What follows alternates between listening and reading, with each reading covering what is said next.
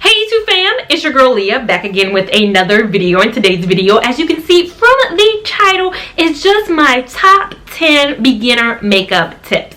Now, my content is mainly crochet hair. I know a lot of you guys watch me out there for my crochet hair content, but I do makeup sometimes, and from time to time they do get some views, and I get a lot of views from the people out there who watch me for my hair content who want to kind of get into more makeup related things but don't know where to begin. So today's video is just going to be top 10 tips that I think are very important and that I feel like some people do wrong, but if you can get these 10 things right, I think you can do an easy enough job with your makeup. So I will be throughout this video talking about those tips as well as showing you how I'm doing my makeup and what I'm doing specifically. And I'm gonna go in the order that I do my makeup, and the first thing I always do is brows. Brows are very important to me. If you guys cannot tell, I spend a lot of time talking about my brows. I have a whole video showing you how I do my brows, but something I really want to highlight on is the color that you should choose for when you are applying your brows. Now, I used to work with somebody, old co-worker back in the day. Doubt she watches my content. If she does, she knows I'm talking about her.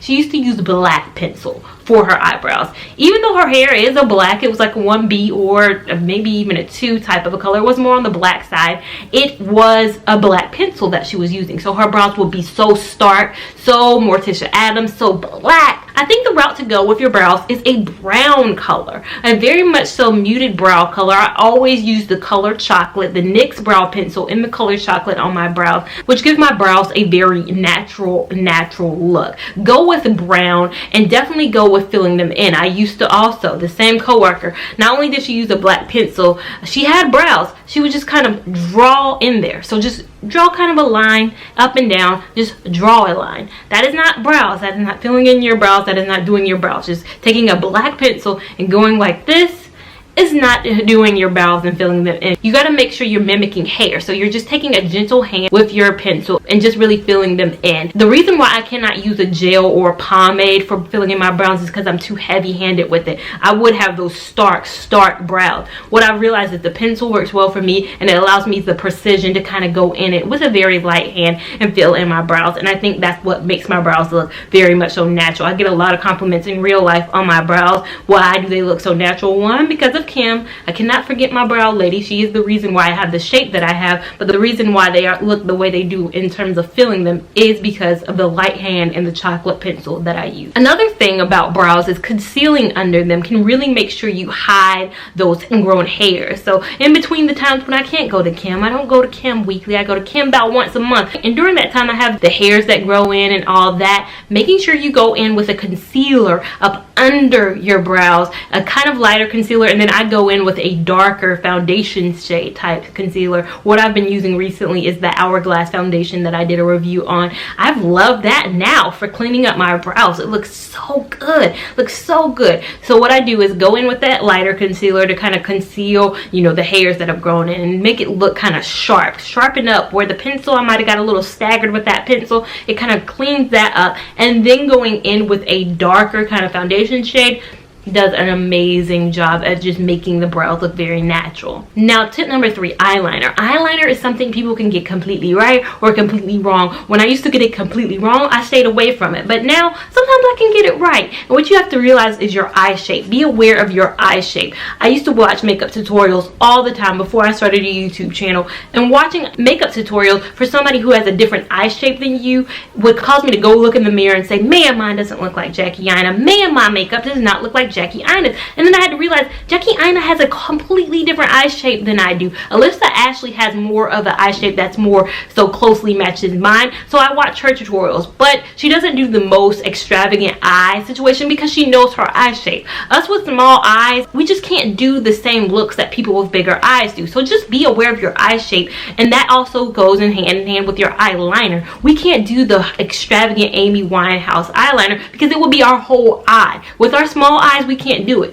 My old best friend, my old roommate, she could do a wing liner so amazingly well, and it looked good on her. She had bigger eyes. The eye space was better for her eyeliner. Us, you have to use the thinnest precision when applying your eyeliner. That is what makes the difference. Now, it takes a lot of practice. Don't think I just got here overnight. Trust me, it was about 8 years of watching tutorials and doing it wrong, and then about 2 years of finally realizing, hey, I I don't have the eye shape for this. Let me go very thin. So you have to do the thinnest.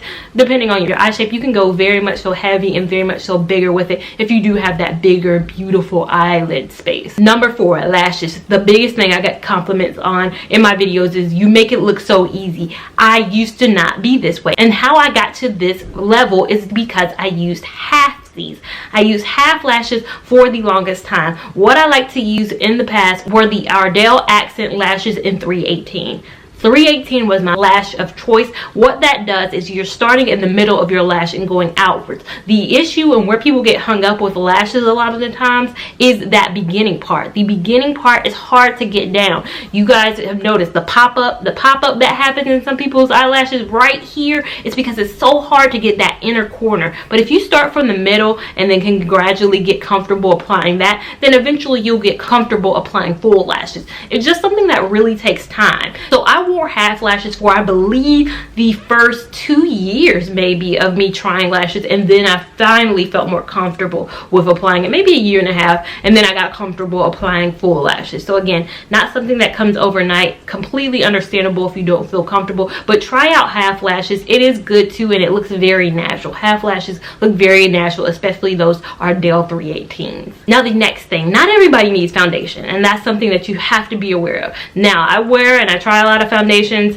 I can go without wearing foundations a lot of the times, but if you're somebody who does want to dip and dabble into foundation, if you want to try foundation, even if you don't need it, if you want to try it, make sure you're matching your foundation with your neck.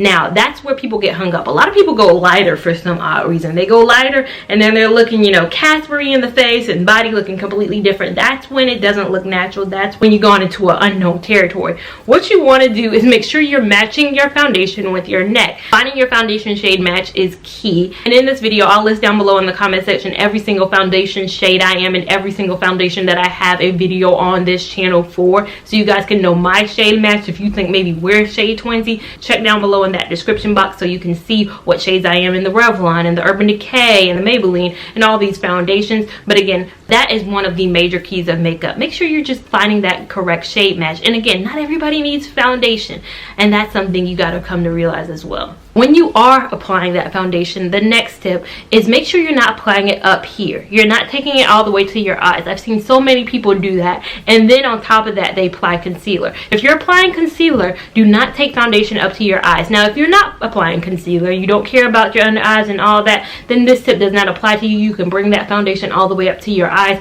But if you are applying concealer, leave that under eye clear because you will have cakiness. You don't want to apply over the amount of products that you need. You do not need to apply foundation up to here and then put concealer on top of that and then put powder on top of that and set it. It's just too many products. We want to keep our face as minimal as possible but still looking elegant as possible, and you don't need all that cake up under here. So definitely leave this under eye clear when you're applying foundation and then go in with your concealer. Another thing, set your under eye though. Set it with powder. You don't have to bake it. I don't bake my under eye, but I do set it with powder. I do see a significant difference from when I do set and when I don't set. I know the days that I did not set. I start creasing a lot faster up under my eye when I do not set. Setting is essential for me. It might not be essential for you, but for me, it's essential. I have forgotten my setting powder when I've been away before.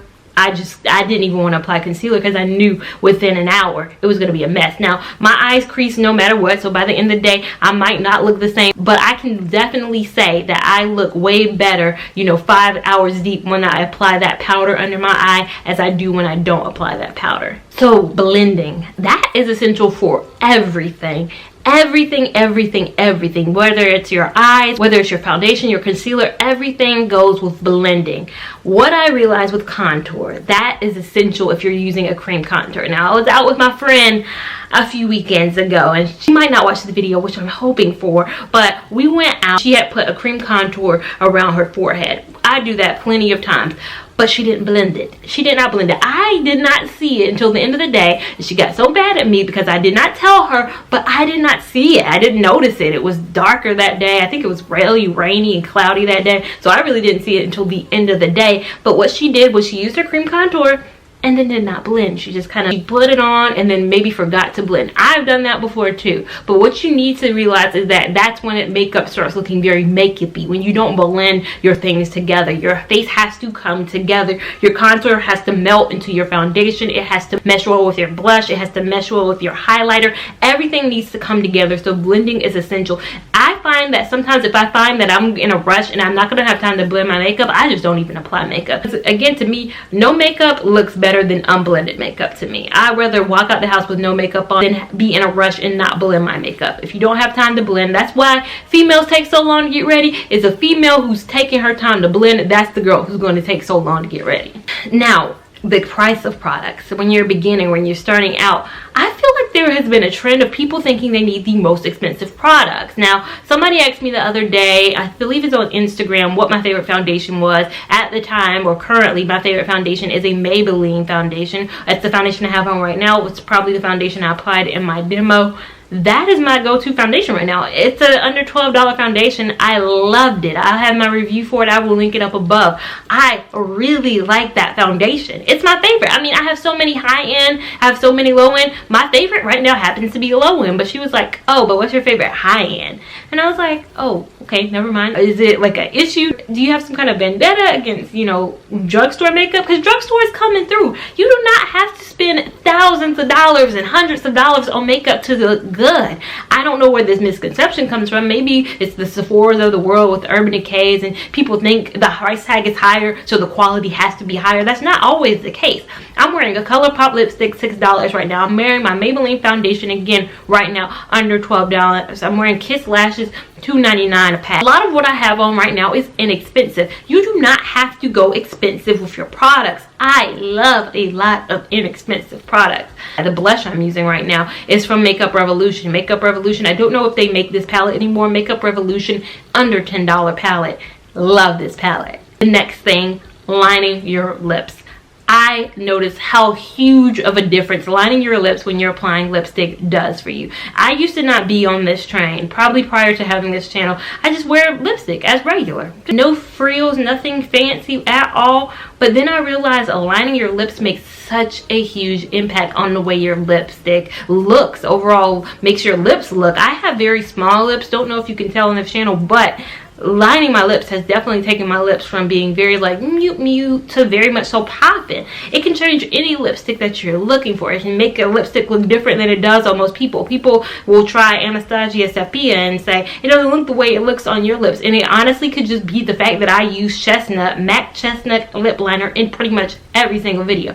Lip liner changes the look, and it makes your lips just look juicier, looks better. So don't forget the importance of lining your lip. You don't have to have thousands of lip liners. I have about 30. I use the same one every single time. So those have been my top 10 makeup tips for any beginners out there. I think if you can get these things down pat, your makeup game can be changed forever. Again, if you're just starting out, you don't have to do everything I said. If you want to start with brows, you want to start with foundation, you want to start with using inexpensive products, you want to test out just lining your lips, any of these things can really change your game and kind of get your foot in the door if you are looking to get your foot in the door with makeup. Now, if you enjoyed this video, make sure you give this video a big thumbs up. Even if you didn't enjoy it, make sure you give this video a big thumbs up. We want all the love and support over here on this channel. Make sure you're subscribed to this channel so you don't miss any of this content that I make over here. I make some good content. You don't want to miss it. Make sure you're following me on Instagram at Lia Lavon 89 so you can keep up with my shenanigans in real time, and I will see you in my next video. Thank you so much for watching. Bye.